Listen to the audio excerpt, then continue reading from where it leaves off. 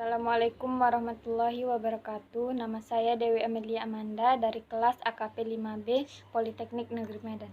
Saya di sini akan menjelaskan materi 1 auditing. Baiklah, pengertian auditing. Auditing adalah suatu proses yang sistematis untuk memperoleh dan menilai bukti-bukti secara objektif yang berkaitan dengan asersi-asersi tentang tindakan-tindakan dan kejadian-kejadian ekonomi untuk menentukan tingkat kesesuaian antara asersi tersebut dengan kriteria yang telah ditetapkan dan mengkomunikasikan hasilnya kepada pihak-pihak yang berkepentingan. Yang kedua, auditing menurut para ahli. Yang pertama, Alvin A. Arens, Mark S. Beasley, dan Randall J. Elder, 2011.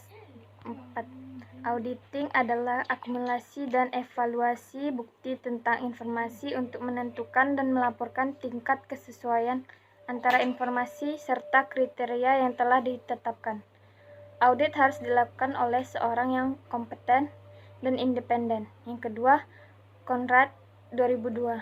Menurut Conrad, auditing adalah suatu proses sistematis yang secara objektif digunakan untuk mendapatkan dan mengevaluasi bukti tentang asersi yang mengenai kegiatan dan kejadian ekonomi untuk meyakinkan tingkat keterkaitan antara asersi tersebut dan kriteria yang telah ditetapkan dan melakukan komunikasi dari hasilnya kepada pihak yang berkepentingan. Yang ketiga, Whittington, O'Reilly, dan Kurt Pan, 2012. Menurut Whittington, O'Reilly, dan Kurt Pan, audit adalah pemeriksaan laporan keuangan perusahaan oleh perusahaan akuntan publik yang independen. Audit terdiri dari penyelidikan, mencari catatan akuntansi dan bukti lain yang mendukung laporan keuangan tersebut. Yang ketiga, ada tujuan audit. Tujuan audit secara umum dapat diklasifikasikan sebagai berikut.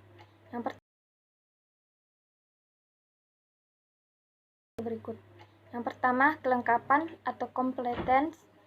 Kedua, ketepatan atau accuracy. Yang ketiga, eksistensi atau existence. Yang keempat, penilaian atau valuation. Yang kelima, klasifikasi. Yang keenam, ketepatan. Yang ketujuh, pisah batas atau cut off. Yang kedelapan, pengungkapan atau disclosure. Jenis-jenis audit. Adapun jenis-jenis audit yang diantaranya yaitu 1. Audit laporan keuangan. Audit laporan keuangan ini ketika perusahaan menyajikan sebuah laporan auditor melakukan audit. Maka proses audit yang dilakukan oleh auditor tersebut ialah audit keuangan. Yang kedua, audit kinerja. Ketika auditor melakukan audit untuk mengetahui efisiensi dan efektivitas suatu kegiatan operasi perusahaan, maka proses audit yang dilakukan oleh auditor tersebut ialah audit kinerja. Yang ketiga, audit kepatuhan. Audit kepatuhan ialah audit yang dilakukan oleh seorang auditor untuk melakukan kegiatan operasi suatu entitas. Sifat auditing.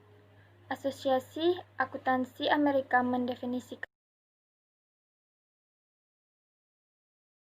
auditing sebagai berikut.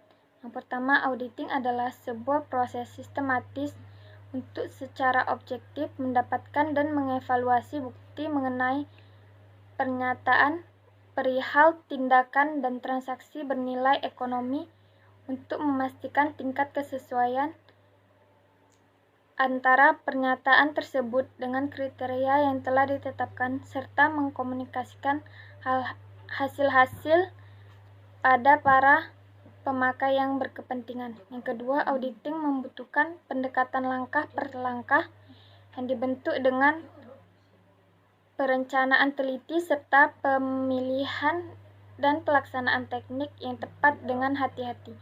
Yang ketiga, keterlibatan audit yaitu mengumpulkan, meninjau, dan mendokumentasikan bukti audit. Perbedaan antara auditing dengan akuntansi. Yang pertama, akuntansi merupakan proses pencatatan, pengelompokan, dan pengikhtisaran kejadian-kejadian ekonomi dalam bentuk yang teratur dan logis dengan tujuan menyajikan informasi keuangan yang dibutuhkan untuk pengambilan keputusan.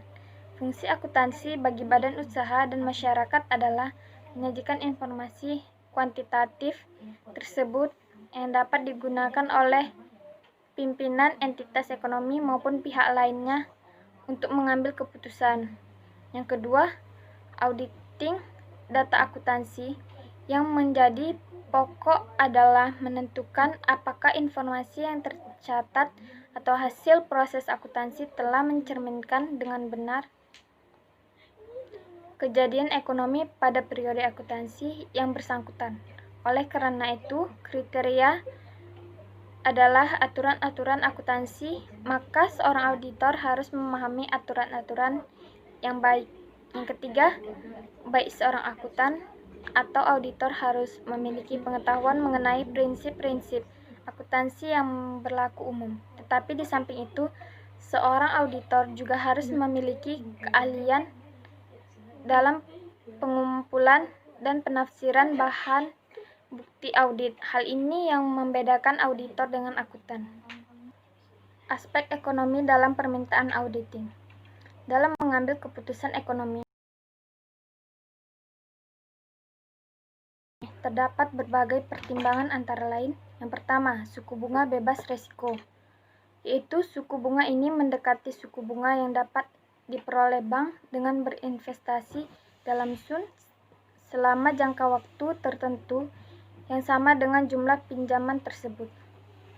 Yang kedua, risiko bisnis bagi nasabah, yaitu risiko ini mencerminkan kemungkinan bahwa perusahaan tidak sanggup melunasi pinjaman karena kondisi-kondisi ekonomi atau bisnis seperti resesi, keputusan manajemen yang buruk, atau persaingan tak terduga dalam industri yang digelutinya. Audit dapat memiliki dampak yang cukup signifikan dalam risiko informasi. Risiko informasi mencerminkan kemungkinan bahwa informasi yang melandasi keputusan risiko bisnis ternyata tidak akurat. Kondisi masyarakat yang semakin kompleks, kemungkinan pengambil keputusan menerima informasi yang tidak dapat dipercaya dan diandalkan. Hal ini disebut sebagai risiko informasi. Risiko ini dapat timbul, yang pertama, hubungan yang tidak dekat antara penerima dan pemberi informasi. Karena di zaman modern, hampir mustahil bagi pengambil keputusan untuk memperoleh informasi mitra usaha secara langsung. Yang kedua, sikap memihak dan motif lain yang melatar belakangi pemberi informasi. Jikalau informasi disajikan oleh pihak yang mempunyai tujuan yang berbeda dengan tujuan si pengambil keputusan. Yang ketiga, data yang berlebihan. Bertambah besarnya organisasi menyebabkan bertambah banyaknya transaksi usaha yang dialaminya. Yang keempat, transaksi pertukaran yang kompleks. Dalam beberapa puluh tahun terakhir, transaksi usaha antara perusahaan telah berkembang semakin kompleks sehingga makin sulit untuk dicatat dengan baik. Jasa asuransi. Hubungan antara jasa asuransi, jasa atestasi, dan jasa audit adalah salah satu jasa asuransi yang diberikan akuntan publik adalah jasa atestasi yang salah satunya merupakan jasa audit. Jasa asuransi merupakan jasa profesional independen yang meningkatkan kualitas informasi bagi para pengambil keputusan, terutama tentang informasi, laporan keuangan historis, hingga informasi yang berpandangan ke depan serta informasi lainnya. Jasa atestasi.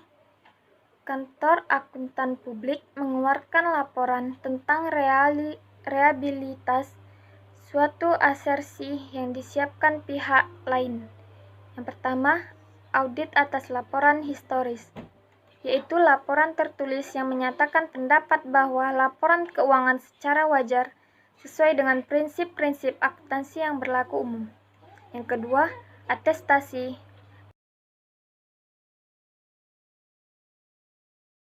Atestasi mengenai pengendalian internal atas pelaporan keuangan, yaitu menegaskan bahwa pengendalian internal telah dikembangkan dan diimplementasikan mengenai kriteria yang sudah ditentukan. Yang ketiga, telaah atau review atas laporan keuangan historis, yaitu kepastian moderat atas laporan keuangan biasanya dilakukan oleh organisasi non-publik.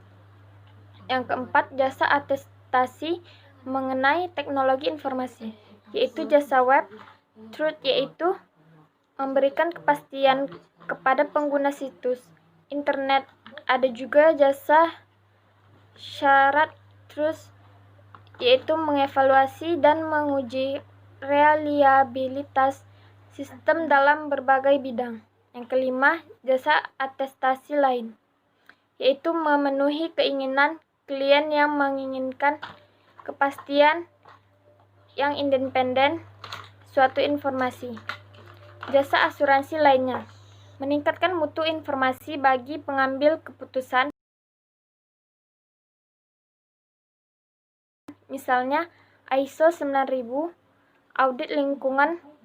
Jasa konsultan manajemen atau konsultan adalah memberikan rekomendasi. Untuk itu, auditor harus memahami tentang GAAP, keahlian dalam mengumpulkan dan menginterpretasikan bukti audit, serta informasi yang berorientasi modern seperti penggunaan teknologi internet untuk memberikan rekomendasi yang dapat meningkatkan mutu perusahaan. Sekian dulu penjelasan dari saya. Lebih dan kurangnya saya mohon maaf. Terima kasih telah memperhatikan apa yang telah saya jelaskan. Wassalamualaikum warahmatullahi wabarakatuh.